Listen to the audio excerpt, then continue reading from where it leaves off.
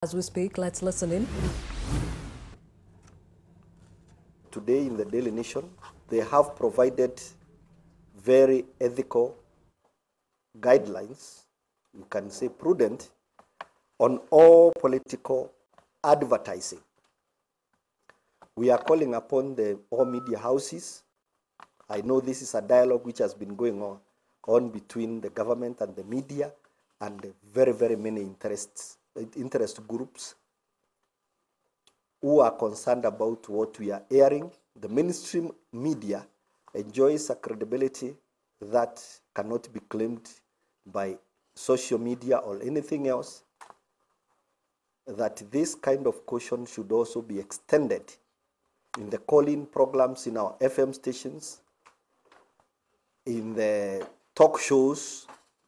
If people are not able to remain civil, they are not able to remain with only statements which can be substantiated and which assist this country, then there is every reason for us to apply self-censorship, because whereas we have very strict standards for advertising, the reach of advertised materials compared to the talk shows and the call-in programs cannot be compared. The talk shows and the other programs have a huge reach, and all of us remember what part they played in 2007.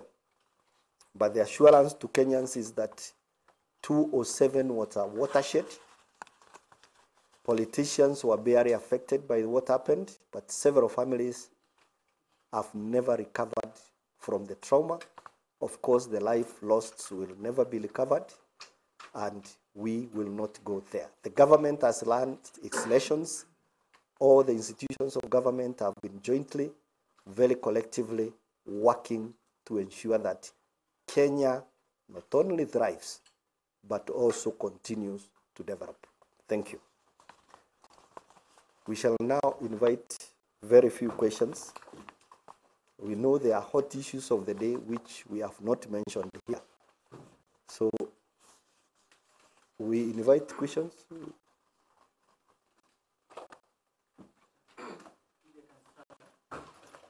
Why must you start? Okay. My name is I see that you're aware that people are moving back to the village. Maybe you can tell us, is this going back to vote, or could be fear, or could be bad?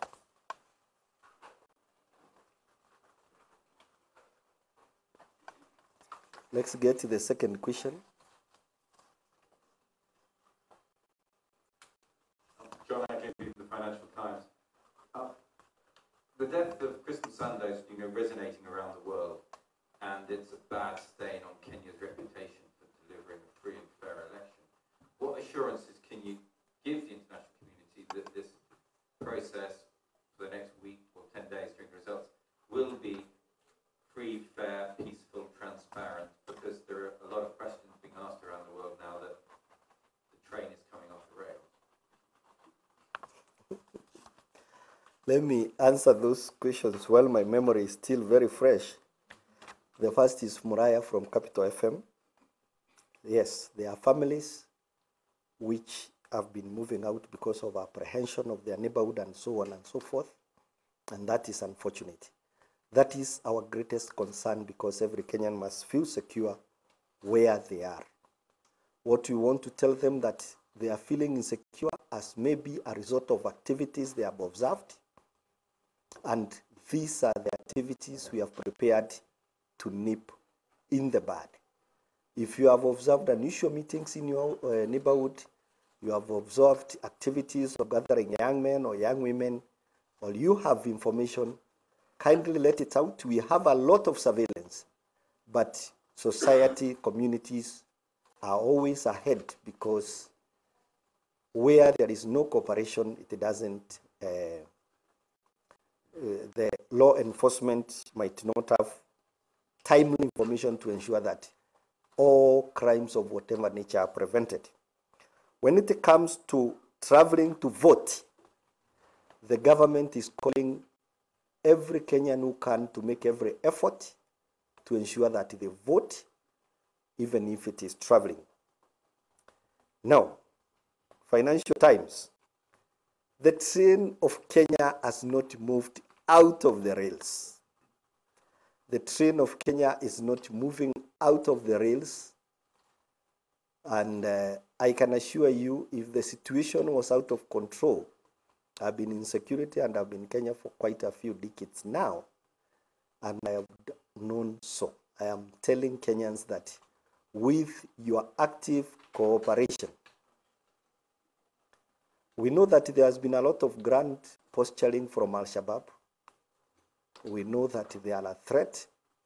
What we require is cooperation from all Kenyans so that you can make your choice.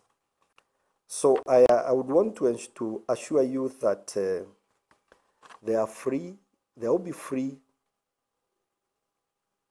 elections, but actually the details on the technicalities and how to reach there are with the IEBC, whom I have seen have met diplomats and have made a lot of effort to show that they are, as an institution which is looking after their credibility. The role of the government is to give them all possible support. But I can tell you, yes, the contingencies in place. All situations have been contemplated. All scenarios have been rehearsed.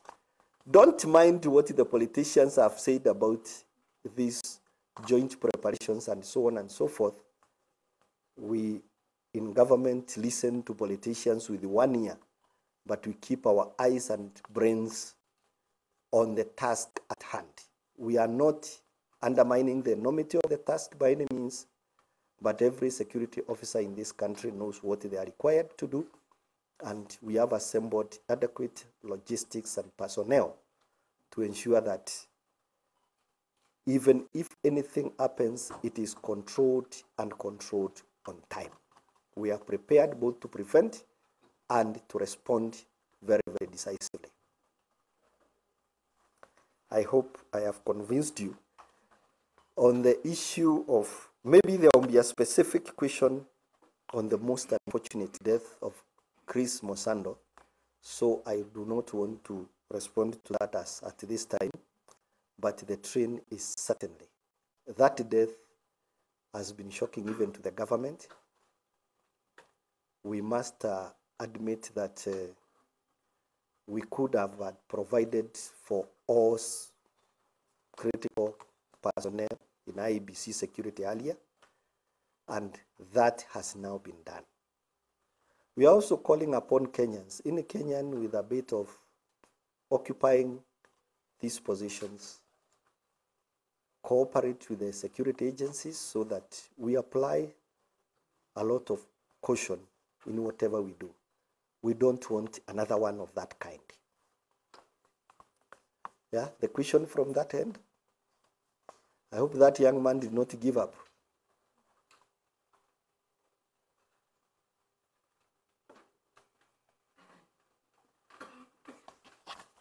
Yeah. The government spokesman there, Eric Kiraithe, briefing on security in the country 5 days to the general election. Some of the things he's touched on is he's urged the media to exercise self-censorship going into the August 8th poll, also putting those on social media, warning them that Big Brother is watching. Whatever you put out needs to be responsible. And he's also gone on to ensure the public that security has been put out there for all during the electioneering period. Those traveling to go and vote in their rural areas, those that will be exercising their right to vote come August 8th, or will be protected by all the security forces that have been deployed to different parts of the country. And he's also asked for cooperation from members of the public with security officers to make sure they avert any planned attacks from whether within or without during this electioneering period. Another thing he says is that all scenarios have been anticipated going into the next 5 days,